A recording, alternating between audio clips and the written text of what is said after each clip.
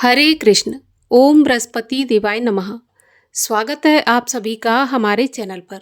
आज के इस वीडियो में आप सुनेंगे बृहस्पतिवार व्रत की कथा और बृहस्पति देव की आरती। बृहस्पतिवार का व्रत करने से, कथा सुनने से जीवन से दरिद्रता का नाश होता है, धन धान्य की प्राप्ति होती है और सभी प्रकार की मनोकामनाएं पूर्ण होती हैं। कथा आरंभ करने से पहले आपसे एक ही अनुरोध है, अगर अभी तक आपने चैनल को सब्सक्राइब नहीं किया है तो चैनल को सब्सक्राइब करके बेल आइकन पर क्लिक कर लीजिए और अगर कथा पसंद आए तो लाइक करके औरों को भी शेयर करिए। तो चलिए शुरू करते हैं बृहस्पतिवार व्रत की दिव्य कथा। प्राचीन समय की बात है। भारत में एक राजा राज्य करता था। वह बड़ा प्रतापी और दानी था। वह नित्य प्रति मंदिर में भगवत दर्शन करने जाता था। ब्राह्मण और गुरु की सेवा किया करता था। उसके द्वार से कोई भी याचक निराश होकर नहीं लौटता था। प्रत्येक गुरुवार को व्रत रखता एवं पूजन करता था। हर दिन गरीबों की सहायता करता था। परंतु ये सब बातें उसकी रानी को अच्छी नहीं लगती थी। वह ना व्रत करती और ना किसी को एक भी पैसा दान में देती थी और राजा से भी ऐसा करने को मना किया करती थी। एक समय की बात है, राजा शिकार खेलने वन को चले गए। घर पर रानी और दासी थीं। उस समय गुरु बृहस्पति साधु का रूप धारण करके राजा के दरवाजे पर भिक्षा मांगने आए। साधु ने रानी से भिक्षा मांगी तो वह कहने लगी, हे साधु महाराज, मैं इस दान पुण्य से तंग आ गई हूँ। इस कार्य के लिए तो मेरे पति देवी बहुत हैं। अब आप ऐसी कृपा करें कि सारा धन नष्ट हो जाए और मैं आराम से रह सकूं। साधु रूपी बृहस्पति देव ने कहा, देवी तुम तो बड़ी विचित्र हो। संतान और धन से कोई दुखी नहीं होता, इसको सभी चाहते हैं। पापी भी पुत्र और धन की इच्छा करता है। अगर तुम्हारे पास धन अधिक है तो भूखे मनुष्यों को भोजन कराओ, प्याऊ लगवाओ, ब्राह्मणों को दान दो, धर्मशालाएं बनवाओ, कुआं, तालाब, बावड़ी, बाग, बगीचों आदि का निर्माण करवाओ, निर्धनों की कुंवारी कन्याओं का विवाह कराओ, साथ ही यज्ञ आदि करो। इस प्रकार के कर्मों से आपके कुल का और आपका नाम परलोक में सार्थक होगा एवं स्वर्ग की प्राप्ति होगी। परंतु रानी साधु की इन बातों से खुश नहीं हुई। उसने कहा, हे साधु महाराज, मुझे ऐसे धन की आवश्यकता नहीं जिसको मैं अन्य लोगों को दान दूं और जिसको रखने और संभालने में ही मेरा सारा समय नष्ट हो जाए। साधु ने कहा, देवी यदि तुम्हारी ऐसी इच्छा है तो जैसा मैं तुम्हें बताता हूँ तुम वैसा ही करना। बृहस्पतिवार के दिन घर को गोबर से लीपना, अपने केशों को पीली मिट्टी से धोना, केशों को धोते समय स्नान करना, राजा से कहना वह हजामत करवाए, भोजन में मांस मदिरा खाना, कपड़ा धोबी के यहाँ धुलने डालना। इस प्रकार 7 बृहस्पतिवार करने से तुम्हारा सारा धन नष्ट हो जाएगा। ऐसा कहकर साधु महाराज रूपी बृहस्पति देव अंतर्ध्यान हो गए। रानी ने साधु के कहने के अनुसार 7 बृहस्पतिवार वैसा ही करने का विचार किया। साधु के बताए अनुसार करते हुए केवल 3 बृहस्पतिवार ही बीते थे कि उसकी समस्त धन संपत्ति नष्ट हो गई। भोजन के लिए दोनों समय परिवार तरसने लगा, सांसारिक भोगों से दुखी रहने लगा। तब वह राजा रानी से कहने लगा कि हे रानी, तुम यहाँ पर रहो, मैं दूसरे देश में जाता हूँ, क्योंकि यहाँ पर मुझे सभी मनुष्य जानते हैं, इसलिए मैं यहाँ पर कोई कार्य भी नहीं कर सकता। ऐसा कहकर राजा परदेश चला गया। वहाँ जंगल से लकड़ी काट कर लाता और शहर में बेचता। इस तरह जीवन व्यतीत करने लगा। इधर राजा के बिना रानी और दासियां दुखी रहने लगीं। किसी दिन भोजन मिलता और किसी दिन जल पीकर ही रह जाती। एक समय रानी और दासियों को 7 दिन बिना भोजन के व्यतीत हो गए तो रानी ने अपनी दासी से कहा, दासी यहाँ पास के नगर में मेरी बहन रहती है, वह बहुत धनवान है, तू उसके पास जा और वहाँ से 5 सेर बेझर मांग कर ले आ, जिससे कुछ समय के लिए गुजर हो जाएगी। दासी रानी की बहन के पास गई। रानी की बहन उस समय पूजा कर रही थी। बृहस्पतिवार का दिन था। दासी ने रानी की बहन से कहा, रानी जी, मुझे आपकी बहन ने भेजा है, मुझे 5 सेर बेजर दे दो। दासी ने ये बात अनेक बार कही, परंतु रानी की बहन ने कोई उत्तर नहीं दिया, क्योंकि वह उस समय बृहस्पतिवार की कथा सुन रही थी। जब दासी को रानी की बहन से कोई उत्तर नहीं मिला तो वह बहुत दुखी हुई और उसे क्रोध भी आया। वह लौटकर रानी से बोली, रानी, आपकी बहन तो बहुत ही धनी स्त्री है, छोटे लोगों से तो बात भी नहीं करती। मैंने उससे कहा तो उसने मुझे कोई उत्तर नहीं दिया। मैं वापस चली आई। रानी बोली, दासी, इसमें उसका कोई दोष नहीं है। जब बुरे दिन आते हैं तब कोई सहारा नहीं देता। अच्छे बुरे का पता विपत्ति में ही लगता है। अब तो जो ईश्वर की इच्छा होगी वही होगा। ये सब तो हमारे भाग्य का दोष है। उधर रानी की बहन ने सोचा कि मेरी बहन की दासी आई थी, परंतु मैं उससे नहीं बोली। इससे वह बहुत दुखी हुई होगी। कथा सुनकर विष्णु भगवान का पूजन समाप्त करके वह अपनी बहन के घर आई और कहने लगी, बहन, मैं बृहस्पतिवार का व्रत कर रही थी। तुम्हारी दासी गई, परंतु जब तक कथा होती है तब तक ना उठते हैं और ना बोलते हैं, इसलिए मैं नहीं बोली। कहो दासी, क्यों गई थी? तो रानी बोली, बहन, हमारे घर पर अनाज नहीं था। वैसे तुमसे कोई बात छुपी नहीं है, इस कारण मैंने दासी को तुम्हारे पास 5 सेर बेजल लेने के लिए भेजा था। रानी की बहन बोली, बहन देखो, बृहस्पति भगवान सबकी मनोकामना पूरी करते हैं। देखो, शायद तुम्हारे घर में अनाज रखा हो। ऐसा सुनकर दासी घर के अंदर गई तो वहाँ पर उसे एक घड़ा बेझर का भरा मिल गया। तो उसे बड़ी हैरानी हुई, क्योंकि उसने एक एक बर्तन देख लिया था। उसने बाहर आकर रानी को बताया। दासी अपनी रानी से कहने लगी, रानी देखो, वैसे जब हमको अन्न नहीं मिलता तो हम रोज ही व्रत करते हैं। अगर इनसे व्रत की विधि और कथा पूछ ली जाए तो उसे हम भी किया करेंगे। दासी के कहने पर रानी ने अपनी बहन से बृहस्पतिवार व्रत के बारे में पूछा तो उसकी बहन ने बताया, बृहस्पतिवार के व्रत में चने की दाल और मुनक्का से विष्णु भगवान का केले की जड़ में पूजन करें और दीपक जलाएं, पीला भोजन करें तथा कथा सुनें। इस प्रकार करने से गुरु भगवान प्रसन्न होते हैं, अन्न, पुत्र, धन देते हैं और सभी मनोकामना पूर्ण करते हैं। व्रत और पूजन की विधि बताकर रानी की बहन अपने घर लौट आई। रानी और दासी दोनों ने निश्चय किया कि बृहस्पति देव भगवान का पूजन अवश्य करेंगे। 7 रोज के बाद जब बृहस्पतिवार आया तो उन्होंने व्रत रखा। घुड़साल में जाकर चना और गुड़ बीन लाई तथा उसकी दाल से केले की जड़ तथा विष्णु भगवान का पूजन किया। अब पीला भोजन कहाँ से आए? दोनों बड़ी दुखी हुई, परंतु उन्होंने व्रत किया था, इस कारण बृहस्पति भगवान प्रसन्न थे।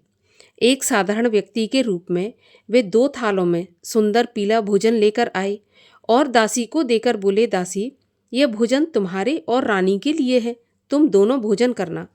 दासी भोजन पाकर बड़ी प्रसन्न हुई और रानी से बोली, रानी जी, भोजन कर लो। रानी को भोजन आने के बारे में कुछ पता नहीं था, इसलिए वह दासी से बोली, जा तू ही भोजन कर, क्योंकि तू हमारी व्यर्थ में हंसी उड़ाती है। तो दासी बोली, एक व्यक्ति भोजन दे गया है। रानी कहने लगी, वह भोजन तेरे लिए दे गया है तो तू ही भोजन कर। दासी ने कहा, वह व्यक्ति हम दोनों के लिए 2 थालों में भोजन देकर गया है, इसलिए मैं और आप दोनों ही साथ साथ भोजन करेंगी। दोनों ने गुरु भगवान को नमस्कार करके भोजन प्रारंभ किया। उसके बाद वे प्रत्येक बृहस्पतिवार को गुरु भगवान का व्रत और पूजन करने लगी।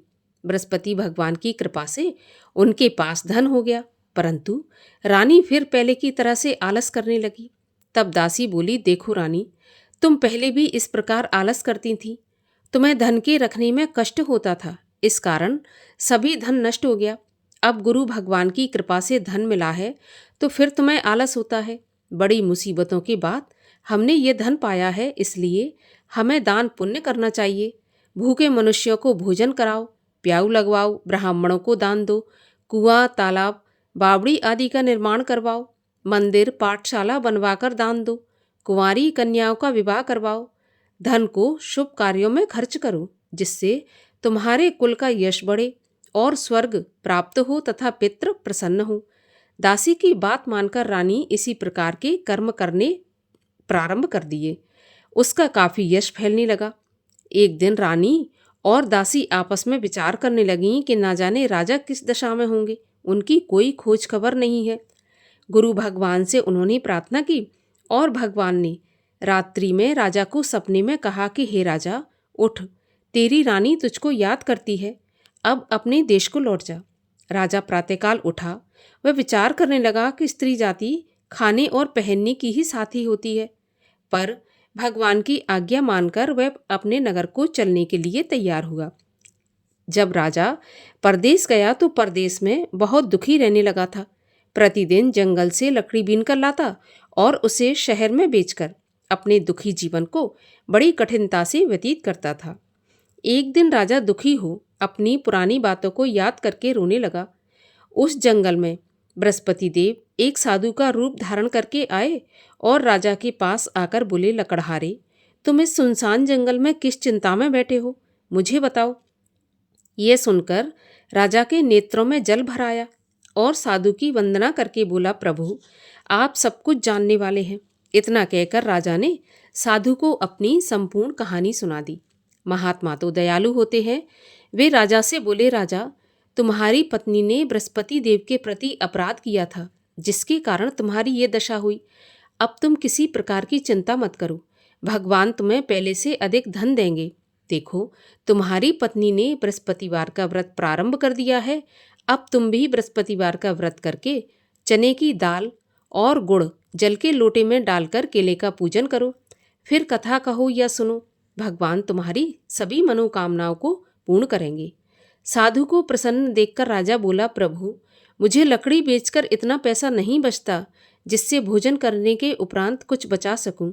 मैंने रात्रि में अपनी रानी को व्याकुल देखा है।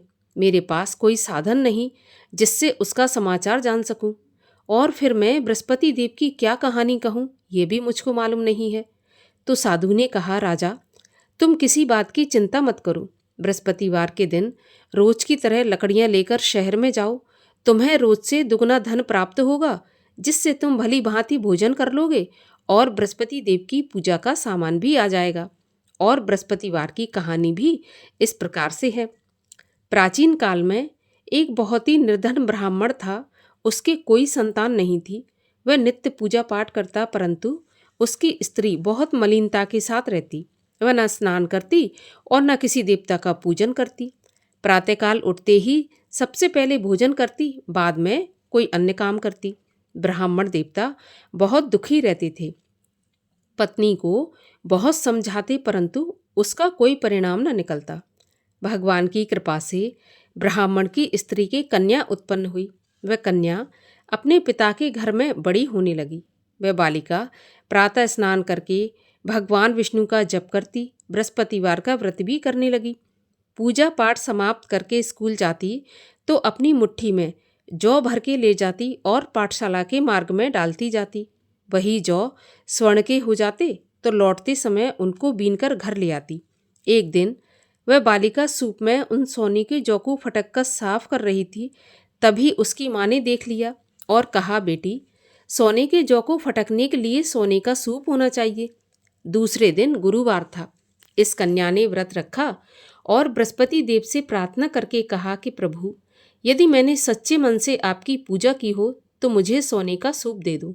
बृहस्पति देव ने उसकी प्रार्थना स्वीकार कर ली। रोजाना की तरह वह कन्या जौ फैलाती हुई स्कूल चली गई। स्कूल से लौटकर जब वह जौ बीन रही थी तो बृहस्पति देव की कृपा से उसे सोने का सूप मिला। उसे वह घर ले आई और उसमें जौ साफ करने लगी, परंतु उसकी माँ का वही ढंग रहा। एक दिन की बात है, वह कन्या सोने के सूप में जौ साफ कर रही थी। उस समय उस नगर का राजकुमार वहां से होकर निकला। इस कन्या के रूप और कार्य को देखकर उस पर मोहित हो गया और राजमहल में आकर भोजन तथा जल त्याग कर उदास होकर लेट गया। जब राजा को राजकुमार द्वारा अन्न जल त्यागने का समाचार ज्ञात हुआ तो अपने मंत्रियों के साथ अपने पुत्र के पास गए और बोले, बेटा, तुम्हें किस बात का कष्ट है? किसी ने अपमान किया है अथवा कोई और कारण है? मुझे बताओ, मैं वही करूँगा जिससे तुम्हें प्रसन्नता हो। तो राजकुमार ने अपने पिता की बातें सुनी तो बोला, मुझे आपकी कृपा से किसी बात का दुख नहीं है। किसी ने मेरा अपमान नहीं किया, परंतु मैं उस लड़की के साथ विवाह करना चाहता हूँ जो सोने के सूप में जौ साफ कर रही थी। यह सुनकर राजा आश्चर्य में पड़ गया और बोला, बेटा, इस तरह की कन्या का पता तुम ही लगाओ, मैं उसके साथ तुम्हारा विवाह अवश्य करवा दूंगा। राजकुमार ने राजा को उस लड़की के घर का पता बताया। मंत्री उस लड़की के घर गया और राजा का आदेश ब्राह्मण को सुनाया। कुछ ही दिन के बाद ब्राह्मण की कन्या का विवाह राजकुमार के साथ संपन्न हो गया। कन्या के घर से जाते ही उस ब्राह्मण देवता के घर में पहले की भांति गरीबी का निवास हो गया। अब भोजन के लिए भी अन्न बड़ी मुश्किल से मिलता था। एक दिन दुखी होकर ब्राह्मण देवता अपनी पुत्री से मिलने गए। बेटी ने पिता की दुखी अवस्था को देखा और अपनी माँ का समाचार पूछा तो ब्राह्मण ने सारा हाल कह दिया। कन्या ने बहुत सा धन देकर अपने पिता को विदा कर दिया। इस तरह ब्राह्मण का कुछ समय सुखपूर्वक व्यतीत हो गया, लेकिन कुछ दिन के बाद फिर वही हाल हो गया। ब्राह्मण फिर अपनी कन्या के यहाँ गया और सभी हाल कहा तो पुत्री बोली, पिताजी आप माताजी को यहाँ लिवा लाओ, मैं उन्हें विधि बता दूंगी जिससे गरीबी दूर हो जाएगी। ब्राह्मण देवता अपनी स्त्री को साथ लेकर राजमहल अपनी पुत्री के पास पहुँचे तो पुत्री अपनी माँ को समझाने लगी, माँ तुम प्रातःकाल उठकर प्रथम स्नान आदि करके विष्णु भगवान का पूजन करो तो सब दरिद्रता दूर हो जाएगी। परंतु उसकी माँ ने उसकी एक भी बात नहीं मानी। वह प्रातःकाल उठकर अपनी पुत्री का बचा झूठन खा लेती थी। एक दिन उसकी पुत्री को बहुत गुस्सा आया। उसने एक रात को कोठरी से सारा सामान निकाल दिया और अपनी माँ को उसमें बंद कर दिया। प्रातःकाल उसमें से उसे निकाला और स्नान आदि करा के पूजा पाठ करवाया तो उसकी माँ की बुद्धि ठीक हो गई। इसके बाद वह नियम से पूजा पाठ करती और प्रत्येक बृहस्पतिवार को व्रत भी रखने लगी। इस व्रत के प्रभाव से उसकी माँ भी बहुत धनवान तथा पुत्रवती हो गई और बृहस्पति देवता के प्रभाव से स्वर्ग को गई। वह ब्राह्मण भी सुखपूर्वक इस लोक का सुख भोग कर स्वर्ग को प्राप्त हुआ। इस तरह कहानी कहकर साधु देवता वहाँ से अंतर्ध्यान हो गए। धीरे धीरे समय व्यतीत होने पर फिर बृहस्पतिवार का दिन आया। राजा जंगल से लकड़ी काटकर किसी शहर में बेचने गया तो उसे उस दिन और दिनों से अधिक पैसा मिला। राजा ने चना गुड़ आदि लाकर बृहस्पतिवार का व्रत किया। उस दिन से उसके सभी क्लेश दूर हुए। परंतु जब अगला गुरुवार आया तो वह बृहस्पतिवार का व्रत करना भूल गया। इस कारण बृहस्पति भगवान नाराज हो गए। उस दिन उस नगर के राजा ने विशाल यज्ञ का आयोजन किया तथा अपने समस्त राज्य में घोषणा करवा दी कि कोई भी मनुष्य अपने घर में भोजन न बनाए, आग भी न जलाए।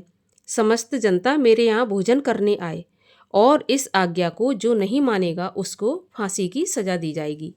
राजा की आज्ञा के अनुसार राज्य के सभी वासी राजा के भोज में सम्मिलित हुए, लेकिन लकड़हारा कुछ देर से पहुंचा, इसलिए राजा उसको अपने साथ महल में ले गए।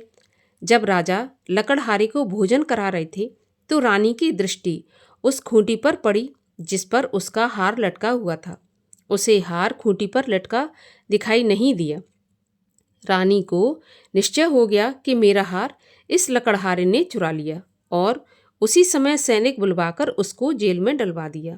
जब लकड़हारा जेल खाने में गया तो बहुत दुखी होकर विचार करने लगा कि न जाने कौन से पूर्व जन्म के कर्म से मुझे यह दुख प्राप्त हुआ है, और उसी साधु को याद करने लगा जो कि जंगल में मिला था।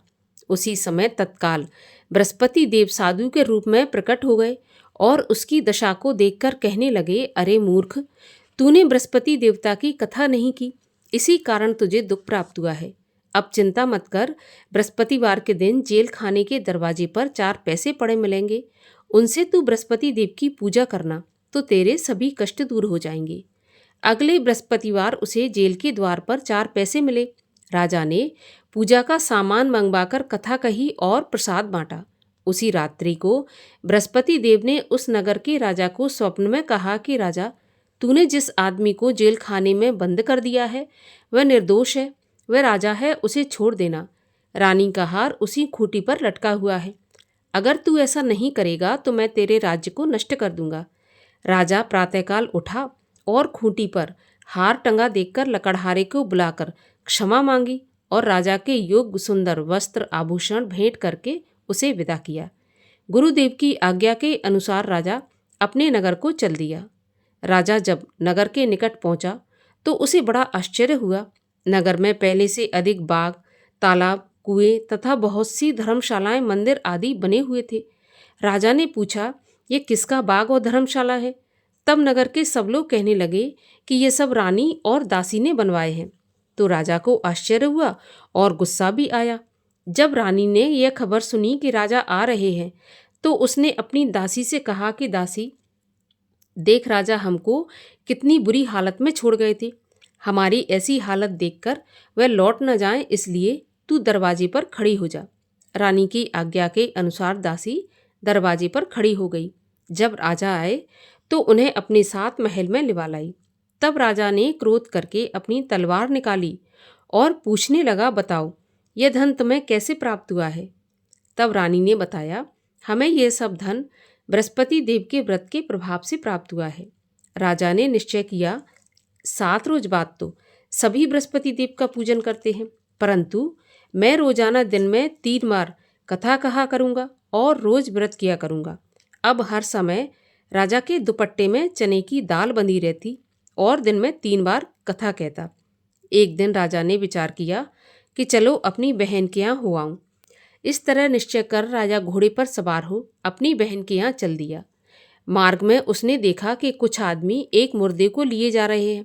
उन्हें रोककर राजा कहने लगा, अरे भाइयों, मेरी बृहस्पतिवार की कथा सुन लो।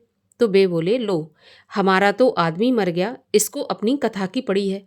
परंतु कुछ आदमी बोले कि अच्छा कहो, हम तुम्हारी कथा भी सुनेंगे।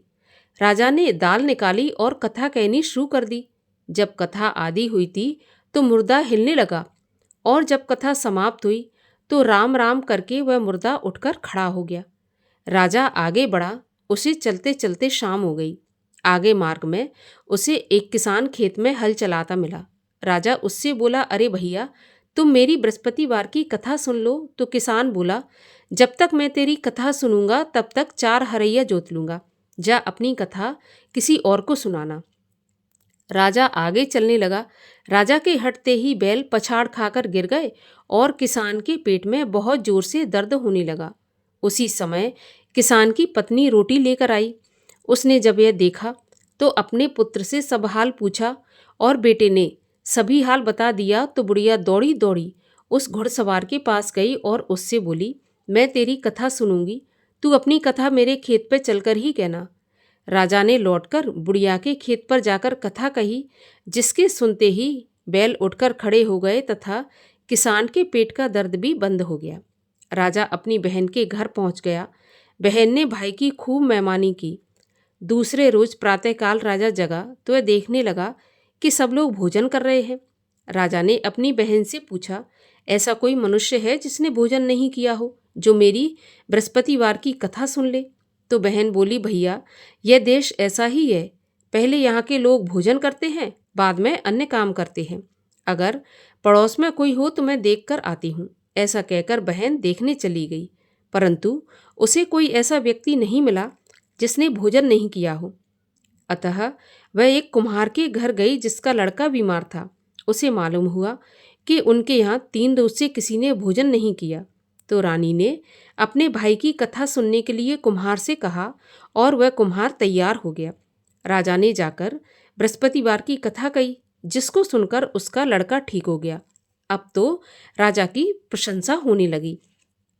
एक दिन राजा ने अपनी बहन से कहा कि बहन, हम अपने घर को जाएंगे, तुम भी तैयार हो जाओ। तो राजा की बहन ने अपनी सास से अपने भाई के साथ जाने की आज्ञा मांगी। तो सास बोली कि चली जा, परंतु अपने लड़कों को मत ले जाना, क्योंकि तेरे भाई के तो कोई संतान नहीं है। बहन ने अपने भाई से कहा, भैया, मैं तो चलूंगी पर कोई बालक नहीं जाएगा। राजा ने कहा, जब कोई बालक नहीं चलेगा तो तुम क्या करोगी? बड़े दुखी मन से राजा अपने नगर को लौट आया। राजा ने अपनी रानी से कहा, हम निर्वंशी राजा हैं, हमारा मुंह देखने का भी धर्म नहीं है, और बिना भोजन आदि किए शैया पर लेट गया। रानी बोली, हे प्रभु, बृहस्पति देव ने हमें सब कुछ दिया है, वे हमें संतान भी अवश्य देंगे। उसी रात को बृहस्पति देव ने राजा को स्वप्न में कहा, राजा उठ, सभी सोच त्याग दे, तेरी रानी गर्भवती है। राजा को यह जानकर बड़ी खुशी हुई और 9वें महीने रानी के गर्भ से एक सुंदर पुत्र पैदा हुआ। तब राजा बोला, हे रानी, स्त्री बिना भोजन के रह सकती है, परंतु बिना कहे नहीं रह सकती। जब मेरी बहन आए तो तुम उससे कुछ कहना मत। तो रानी ने सुनकर हाँ कर दी। जब राजा की बहन ने यह शुभ समाचार सुना तो बहुत खुश हुई और बधाई लेकर अपने भाई के यहाँ आई। तभी रानी ने कहा, घोड़ा चढ़ाकर नहीं आई, गधा चढ़ी आई। तो राजा की बहन बोली, भाभी, मैं इस प्रकार ना कहती तो तुम्हें औलाद कैसे मिलती। बृहस्पति देव ऐसे ही है, जैसी जिसके मन में कामना है सभी को पूर्ण करते हैं। जो सद्भावना पूर्वक बृहस्पतिवार का व्रत करता है एवं कथा पढ़ता है अथवा सुनता है और दूसरों को सुनाता है, बृहस्पति देव उसकी सभी मनोकामना पूर्ण करते हैं। बृहस्पति देव उनकी सदैव रक्षा करते हैं। जो संसार में सद्भावना से गुरुदेव का पूजन एवं व्रत सच्चे हृदय से करते हैं, उनकी सभी मनोकामनाएं पूरी होती हैं। जैसी सच्ची भावना से रानी और राजा ने बृहस्पति देव की कथा का गुणगान किया तो उनकी सभी इच्छाएं बृहस्पति देव ने पूर्ण की थीं। इसलिए सबको कथा सुनने के बाद प्रसाद लेकर जाना चाहिए और हृदय से उनका मनन करते हुए जयकारा बोलना चाहिए। बोलिए बृहस्पति भगवान की जय। और आइए अब करें बृहस्पति देव की आरती। ओम जय बृहस्पति देवा, स्वामी जय बृहस्पति देवा। छिन्न छिन्न भोग लगाऊं, कदली फल मेवा। ओम जय बृहस्पति देवा।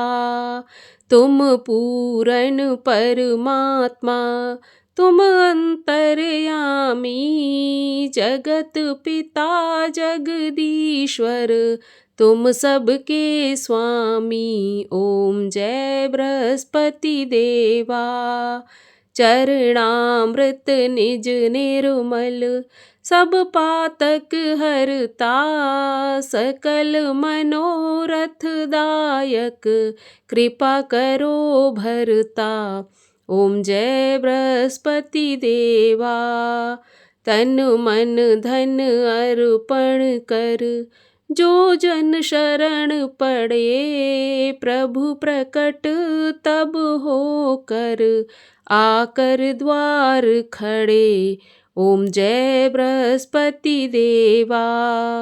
दीन दयाल दयानिधि, भक्तन हितकारी, पाप दोष सब हरता, भव बंधन हारी। ओम जय बृहस्पति देवा। सकल मनोरथ दायक, सब संशय हारो, विषय विकार मिटाओ, संतन सुखकारी। ओम जय बृहस्पति देवा। जो कोई आरती प्रभु की, प्रेम सहित गावे, जेठानंद आनंद कर, सो निश्चय पावे। ओम जय बृहस्पति देवा। बोलिए विष्णु भगवान की जय, बृहस्पति देव भगवान की जय।